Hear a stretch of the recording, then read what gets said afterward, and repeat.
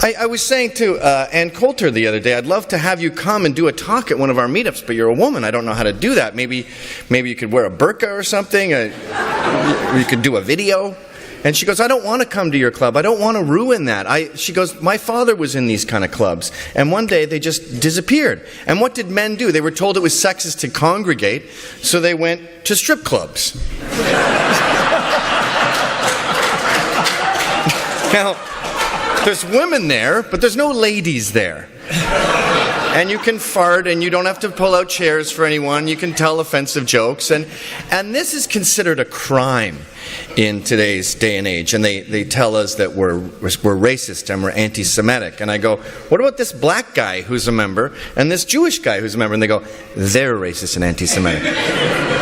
So this black guy's a white supremacist? Yes, he is. Well, that's handy. He can just sit at home and punch himself in the face all day. Like I used to call it fake news, then I called it crazy news. It's crazy ex-girlfriend news. And these liberals are like, they're psychotic, calling black guys racist and Ben Shapiro a Nazi. I'm scared of them. I'm scared of them like a drunk chick. You know how she's just on the right at any moment she could start scratching your face and smashing balls, and you're like, hi, you should probably get a cab at some point. That's how we are with the left. And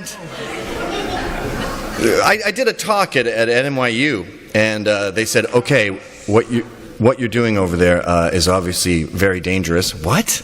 I'm just doing a speech that I like Trump, not Hitler. Trump is Hitler. So they go, we have a secret back door you can take, and then we'll have security escort. I go, I'm not a pedophile. I'm not there to talk about how sexy teenage boys are. I'm talking about how sexy America is. I go, no, we're going through the front. So we walk through this mob of Antifa, and we start singing, proud of your boy. And they're going, Nazi, fuck you. And I'm going, I'll make you proud. And they blast me with pepper spray. And then I'm the only one allowed in, and my guys are left to fight. And here's the crucial part. We beat the crap out of them.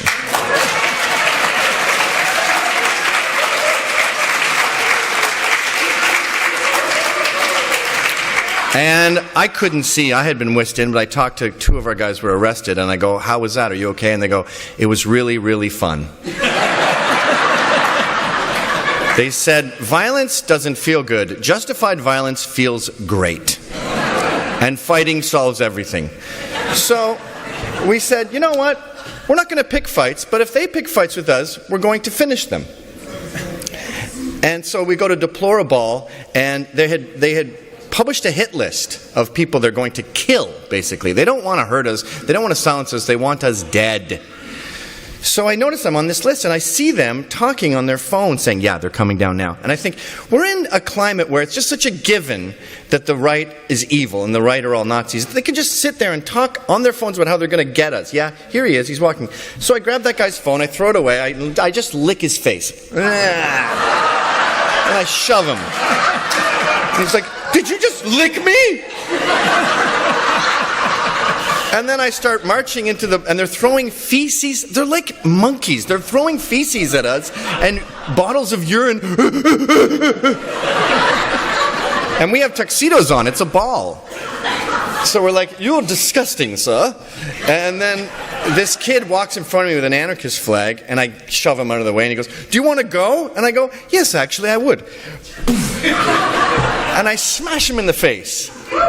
And I cut my knuckles on his teeth because he was so shocked that someone was punching back. So the face I punched was going, boom. And off to the ball we go. And I talked to Anne about it, actually, afterwards, and she goes, I was so elated to see that punch, because it went viral. And she said, conservatives never punch back. And I thought, how bizarre it is that this is a revolutionary act, having a men's club. They used to be ubiquitous, and now it's some sort of terrorist threat. And it's considered so shocking to want to defend yourself. I was talking to a New York Times reporter, Alan Foyer, and he said, have you ever considered just sitting there and taking the beating? That would be a great statement. No.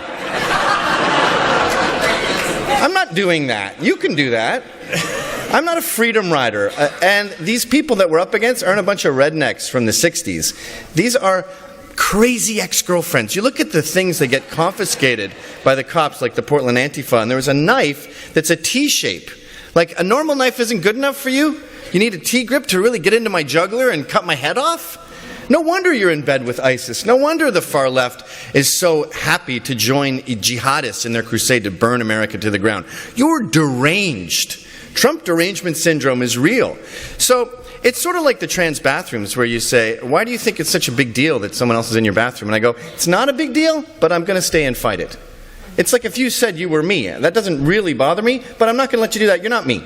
So I'm not playing your game. And if you think it's a revolutionary act to have a men's club, okay, it's a revolutionary act. If you want to come and attack me and pepper spray me and fight me, and they do every day. I mean, just yesterday, one of our guys in the Vancouver Proud Boys goes to take a pee.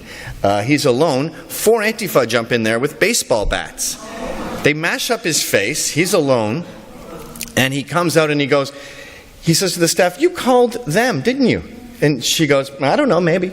And she goes, call the cops. And she says, no. And she goes, you make me feel unsafe with this black and yellow shirt.